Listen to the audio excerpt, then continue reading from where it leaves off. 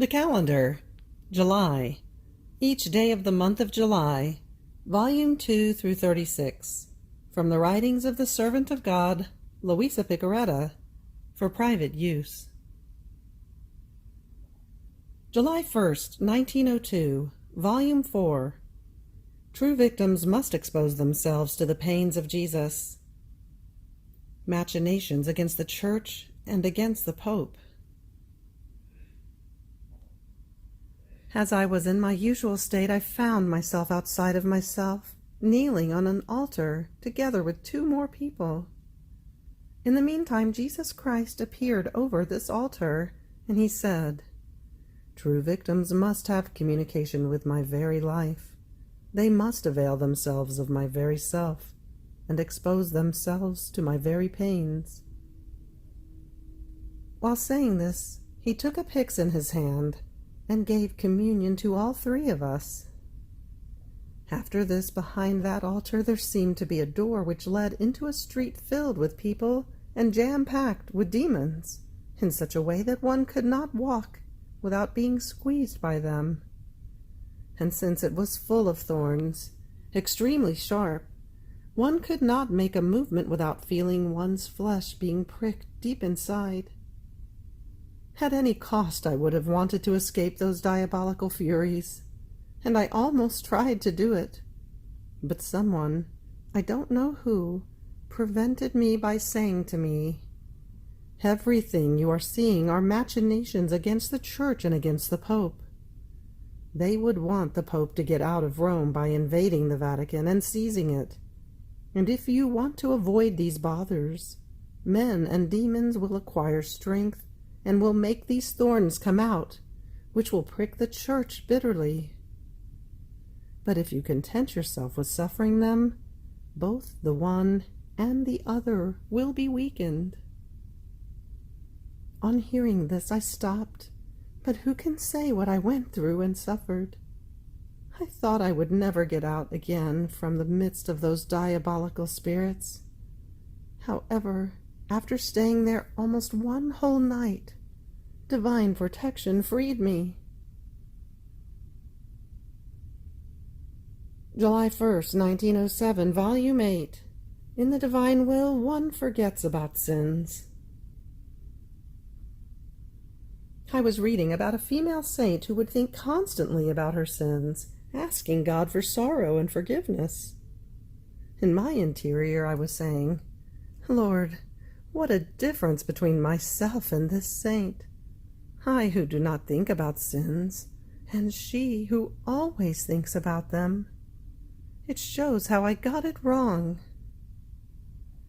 In one instant I felt him move in my interior. Something like a flash of light formed in my mind, and I heard him say, "Silly, silly that you are! Don't you want to understand this? When in the world has my will ever produced sins or imperfections? My will is always holy, and one who lives in my will is already sanctified, and enjoys, nourishes herself with, and thinks of all that my will contains. And even though she has committed sins in the past, finding herself in the beauty, in the sanctity, in the immensity of goods that my will contains, she forgets the ugliness of her past, and remembers only the present, unless she goes out of my will. Then, as she would return to her own being, it is no wonder that she remembers sins and miseries. Keep well in mind that these thoughts of sins and of oneself cannot enter into my will. And if the soul feels them, it means that she is not stable and fixed within me, but she makes some exits. Then, finding myself in my usual state, I saw him for just a little, and he told me, "My daughter, as much as the truth is persecuted, one cannot help recognizing it as truth, and the time comes in which that very persecuted truth is recognized and loved. In these sad times everything is falsehood and duplicity, and so that truth may have lordship, man deserves to be beaten and destroyed. part of these blows they themselves will give to themselves, and will destroy one another. Others will come from me, especially for France. There will be such a great mortality as to almost depopulate her. July 1st, 1923, Volume 15. The Good and the Effect of Prayer in the Divine Will. Delight of Jesus in manifesting his truths to the creature. How God is ever new. I was fusing myself in the holy divine will in order to go around through each creature's intelligence and give to my Jesus the return of love of each thought of creature. But while I was doing this, a thought said to me, "What is the good of praying in this way?" On the contrary, it seems to me that this is nonsense rather than prayer. And my always lovable Jesus, moving in my interior, told me, "My daughter, do you want to know what the good and the effect of it is? When the creature comes to cast the little pebble of her will into the immense sea of my divinity, as she casts it, if her will wants to love, the infinite sea of the waters of my love ripple, are agitated, and I feel the waves of my love giving off their celestial fragrance, and I feel the pleasure, the joys of my love being agitated by the little pebble of the will of the creature.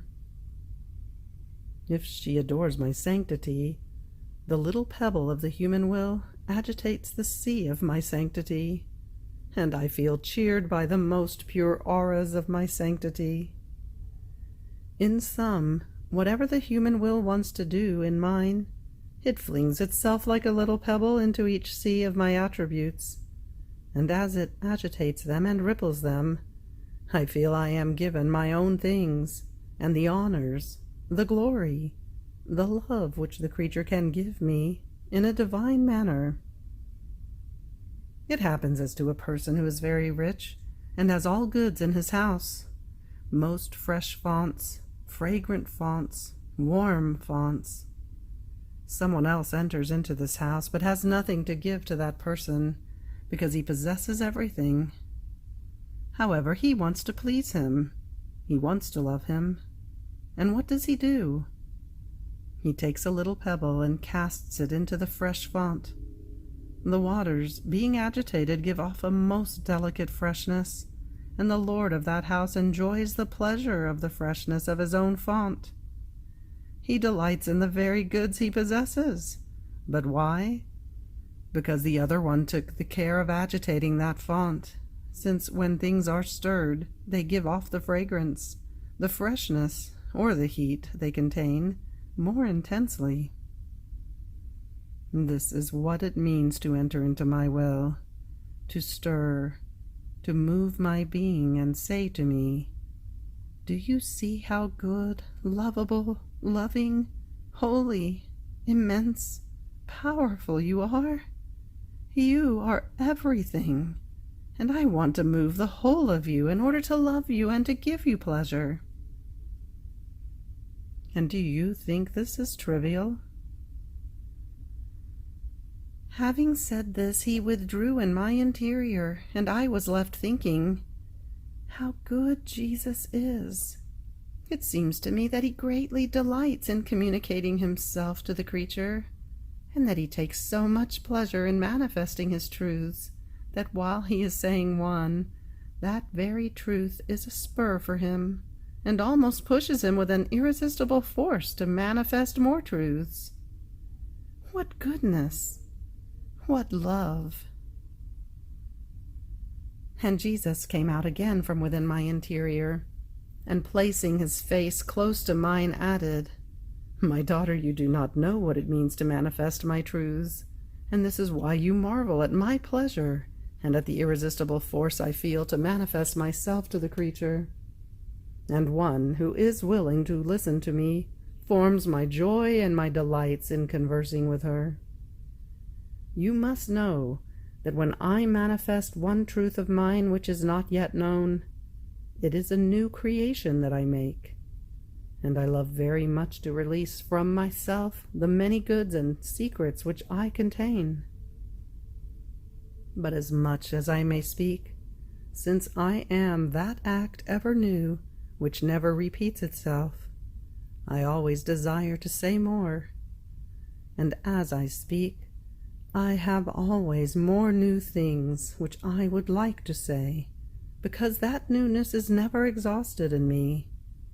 I am always new in love, new in beauty, new in contentments, in harmonies, new in everything and ever new. This is why I do not tire anyone. I have always new things to give and to say, and the irresistible force that pushes me to manifest myself is my love. In an outpouring of love I issued the creation. Everything that can be seen in the whole universe was all inside of me. Love made the shadow of my light overflow from my interior, and I created the sun, the shadow of my immensity and of my harmonies, and I extended the heavens, harmonizing them with many stars and celestial spheres. These and other things which I created were nothing other than shadows of mine which I released from myself, and my love had its outpouring, and I took great delight in seeing what was contained in me spread out in little particles hovering over all creation. Now, what will be my joy in manifesting my truths, which are not shadows of mine that come out of me, but the substance of the goods I contain within me, and which speak of me not in a mute language like all created things do, but with clear, sonorous, and eloquent voice, and which, since my word is creative, like new creation, create in the soul the truths I manifest.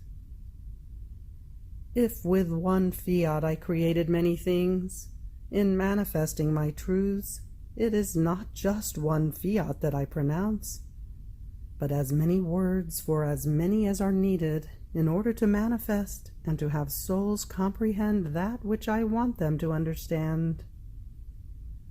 Imagine then what my contentment is in manifesting my truths to the soul who, not in a mute language, but with a speaking voice, will manifest my goods, my truths to others, in order to infuse in others the good she has received.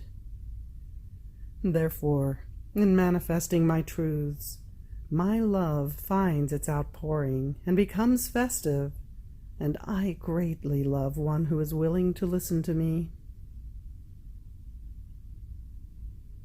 July 1st, 1924, Volume 17, Laments of the Soul. The Prayer of Jesus.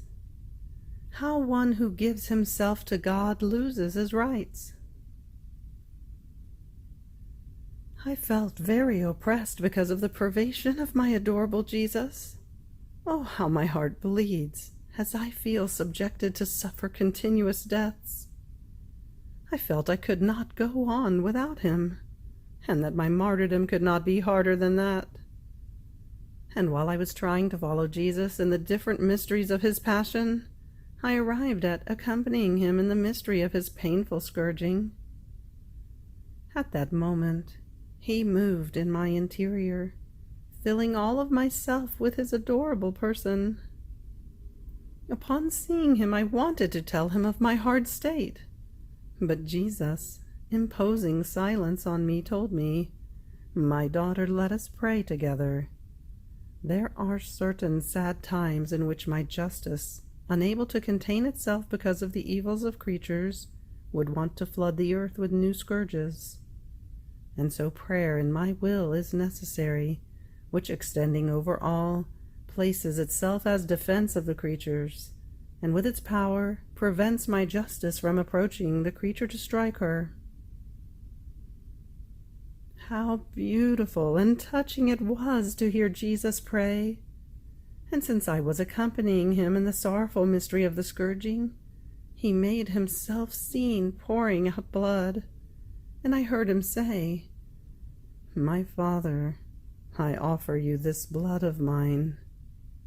Oh, please let it cover all the intelligences of creatures, rendering vain all their evil thoughts, dimming the fire of their passions, and making holy intelligences rise again. May this blood cover their eyes and be a veil to their sight, so that the taste of evil pleasures may not enter them through their eyes, and they may not get dirty with the mud of the earth. May this blood of mine cover and fill their mouths, and render their lips dead to blasphemies, to imprecations, to all of their bad words. My Father, may this blood of mine cover their hands and strike terror in man for so many evil actions. May this blood circulate in our eternal will in order to cover all, to defend all, and to be a defending weapon for the creature before the rights of our justice." But who can tell of the way Jesus prayed and of all that he said? Then he remained silent, and I felt in my interior as if Jesus was taking my little and poor soul in his hands, and he squeezed it. He touched it up. He looked at it. And I said to him, "My love, what are you doing? Is there anything in me that displeases you?" And he, "I am working and expanding your soul in my will.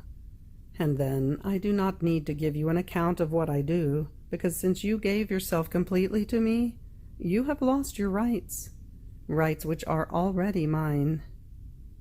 Do you know what your only right is?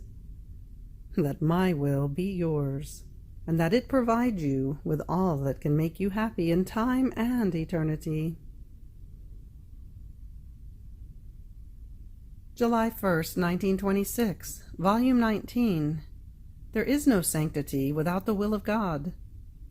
The coming of Jesus upon earth served to form the ways and the stairs to reach the kingdom of his will. I was doing my usual acts in the supreme volition, and I thought to myself, how is it possible that among the many saints of the Old Testament who have so distinguished themselves with the power of miracles, like a Moses and Elijah and the many prophets, and how among so many saints after the coming of our Lord who have rendered themselves so marvelous because of the virtues and miracles, none of these has possessed the kingdom of the divine will and has lived in the unity of its light? It seems incredible. Now, while I was thinking of this, my sweet Jesus came out from within my interior, and clasping me to himself, told me, "My daughter, yet it is really true that until now no one has possessed the kingdom of my will, or enjoyed all the fullness of the unity of the light it contains. Had it been so, since it is the thing that interests me the most, that glorifies me the most, and that no less will place all the divine rights in safety and will complete the work of creation and redemption, and not only this, but will bring to the creature the greatest good that can exist in heaven and on earth, I would have acted in such a way as to make it known. Just as I have made known the many virtues and wonders of my saints, I would have made known the one who had possessed the kingdom of my will, which I hold so dear, so as to transmit it to others, by imitating the one who had possessed it. Now, the saints of the Old Testament found themselves in the same condition as Adam. A divine repairer was missing, who, while rejoining the human will and the divine, was to pay the debt of guilty man in a divine way. However, both the ancient saints and the modern ones have taken of my will as much as they have known. The very miracles they performed were particles of the power of my will communicated to them.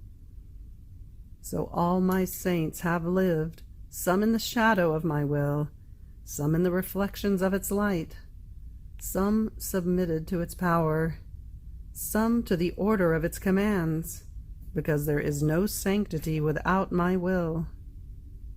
But they have possessed of it the little they have known, no more, because only when a good is known does one then long for it and arrives at possessing it. No one can possess a good, a property, without knowing it. And suppose one did possess it without knowing it, that good is as though dead for him, because the life of knowledge is missing. Now, since my will is the greatest thing which encompasses everything, and all things from the greatest to the smallest remain dissolved before it, so many things should be known about my will as to surpass what is known about creation, about redemption, about all virtues and all sciences. My will was to be a book for each step, for each act, a book for each created thing. The whole earth was to be filled with volumes of knowledges regarding the kingdom of my will, such as to surpass the number of created things. Now where are these books? There is no book. Only a few sayings are known about it, while it should be at the origin of each knowledge, of anything. Being the life of each thing, it should be on everything, like the image of the king impressed on the currency that circulates in a kingdom, like the light of the sun that shines over each plant to give it life, like water that quenches the thirst of burning lips, like food that satiates the hungry man after a long fast. Everything should be filled with the knowledges regarding my will, and if it is not so, it is a sign that the kingdom of my will is not known, and therefore not possessed. Would you perhaps be able to tell me which saint said that he possessed this kingdom, and the unity of the light of the supreme volition? Certainly not. I myself spoke little about it.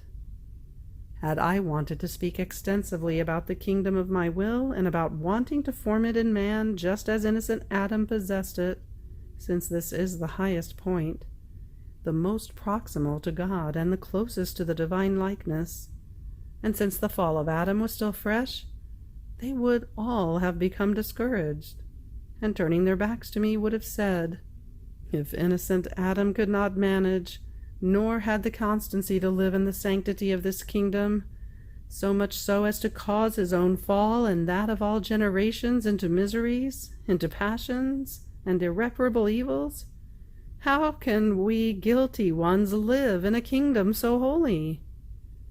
Beautiful, yes, but we can say that it is not for us.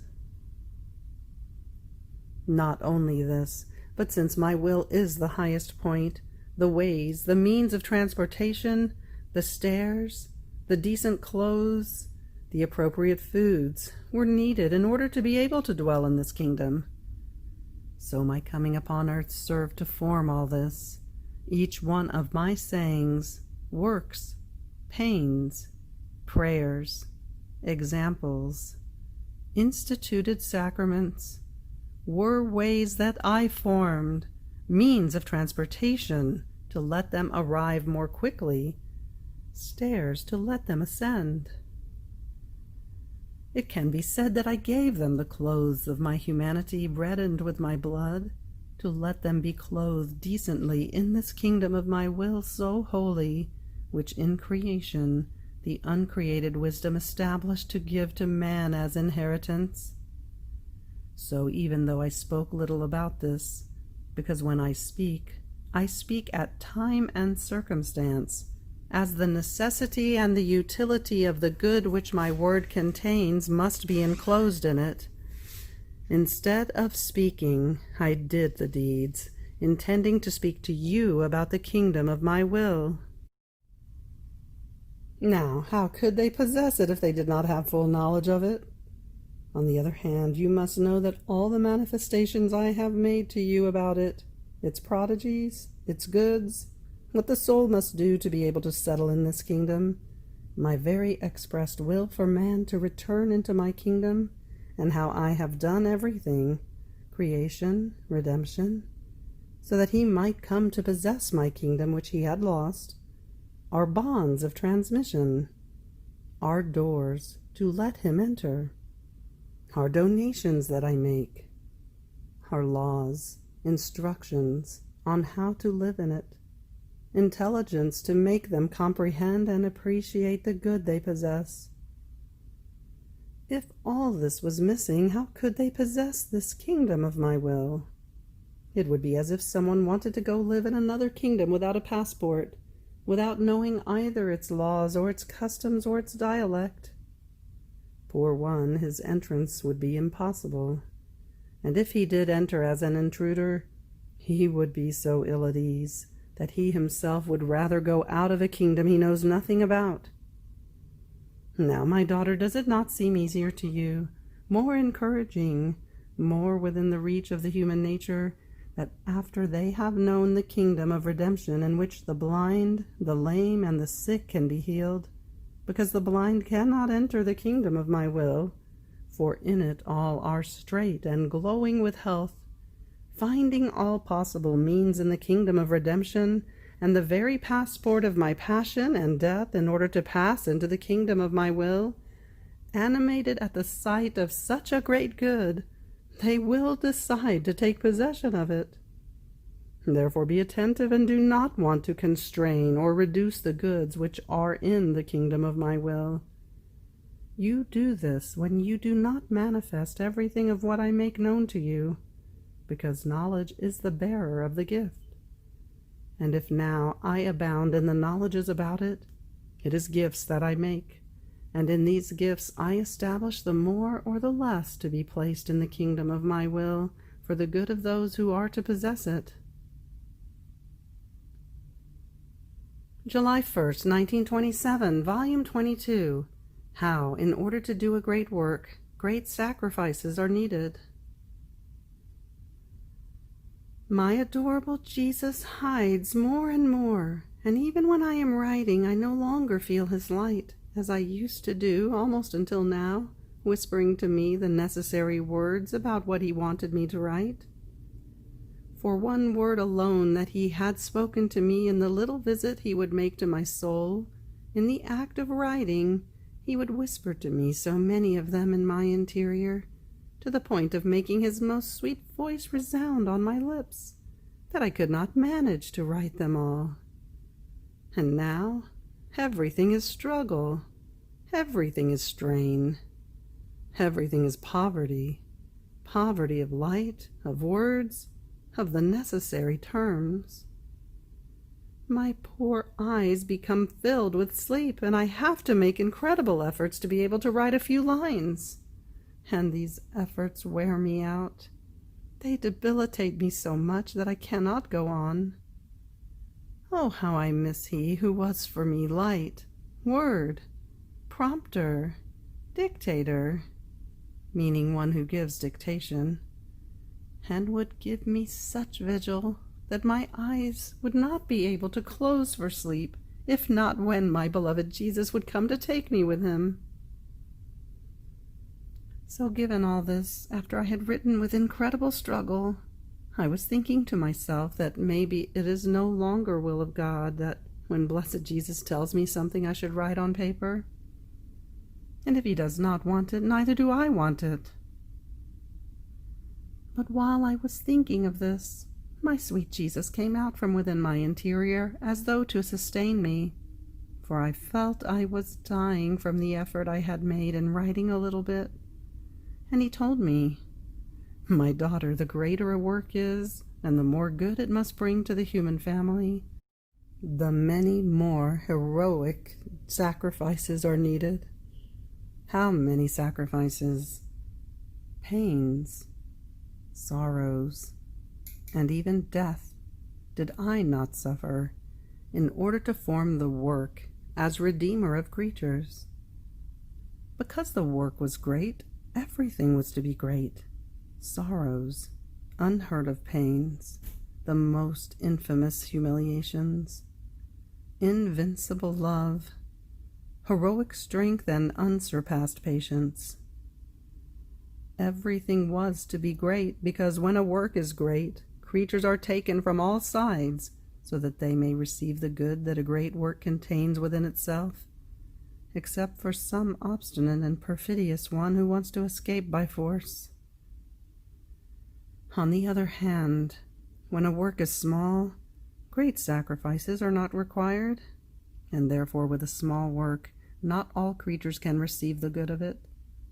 In fact, since what is great is missing, some will not find the way.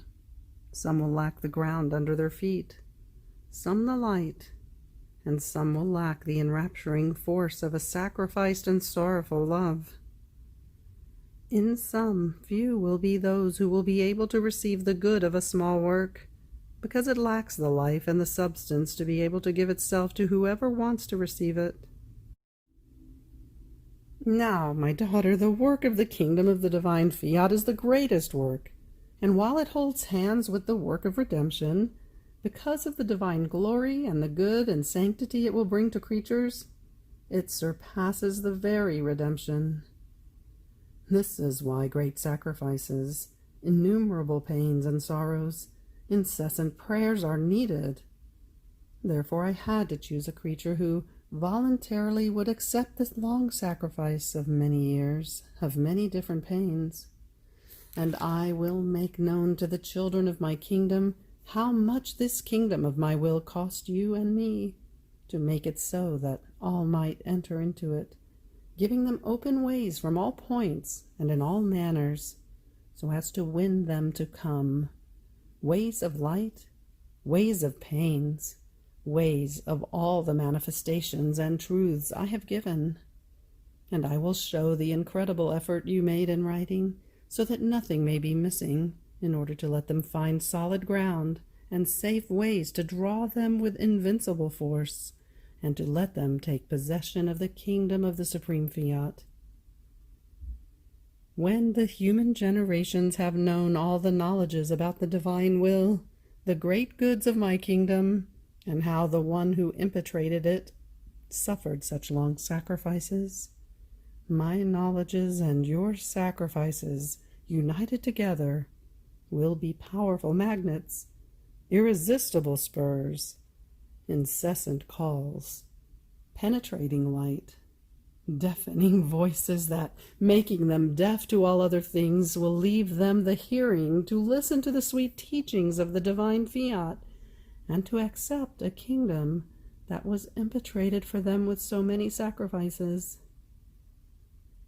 Therefore, in order to form a great work, there is much to do and to suffer.